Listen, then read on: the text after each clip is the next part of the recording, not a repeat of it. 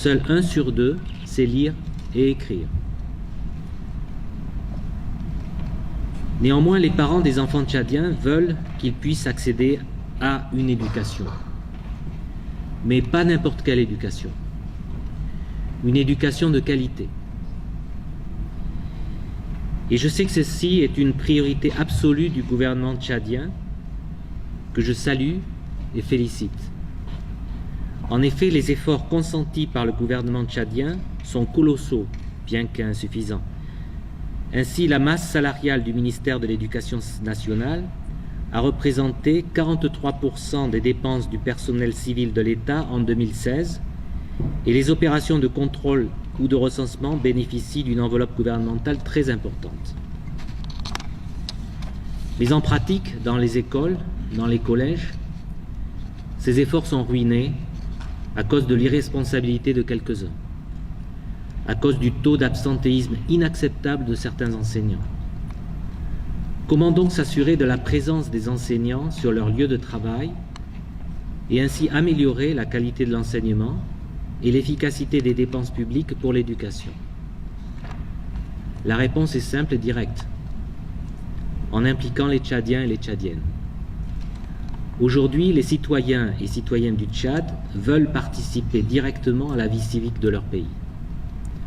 Aujourd'hui, les citoyens et citoyennes du Tchad veulent pouvoir contribuer aux politiques sociales dont ils sont les bénéficiaires et veulent pouvoir participer dans la gestion quotidienne des affaires publiques qui les concernent directement. Le projet innovant de plateforme de contrôle citoyen répond à cette attente. Il est construit en partenariat avec le ministère des Finances et du Budget, le ministère de l'Éducation nationale et de la promotion civique, ainsi qu'avec l'Observatoire tchadien des finances publiques. Ce projet va permettre aux parents d'élèves d'appuyer en temps réel et au jour le jour le gouvernement dans sa gestion des dépenses publiques d'éducation.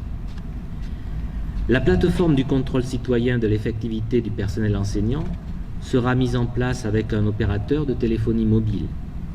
Grâce à cet outil, les parents d'élèves pourront effectuer un suivi de la présence des professeurs en classe et faire remonter immédiatement l'information aux autorités. Ceci permettra de faire baisser le taux d'absentéisme, d'améliorer l'enseignement et d'économiser les fonds publics, combien limités en ces temps de crise économique. Ce matin, pendant les quelques heures que nous passerons ensemble, nous en apprendrons plus sur cette initiative extrêmement innovante. Nous verrons comment l'UNICEF et ses partenaires s'unissent pour mettre en œuvre le contrôle citoyen de l'action publique et nous discuterons de la façon dont ce contrôle s'exercera ainsi que les bénéfices qui en résulteront. Nous découvrirons enfin l'architecture de la plateforme et échangerons sur son fonctionnement.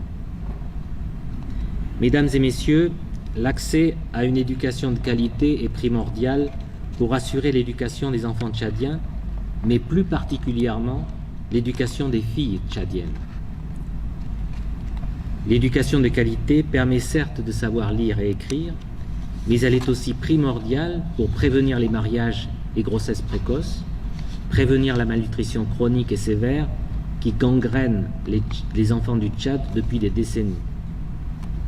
En un mot, l'éducation de qualité est primordiale pour assurer un avenir aux enfants tchadiens et au Tchad dans son ensemble comme nation.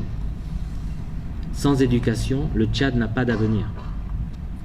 Ensemble, citoyens et citoyennes du Tchad, chers partenaires, engageons-nous pour la leur donner. Pour conclure, je souhaite vous assurer de la totale, entière et complète disponibilité de l'UNICEF en collaboration avec les autres agences onusiennes et tous les partenaires techniques et financiers à accompagner et à suivre ce projet.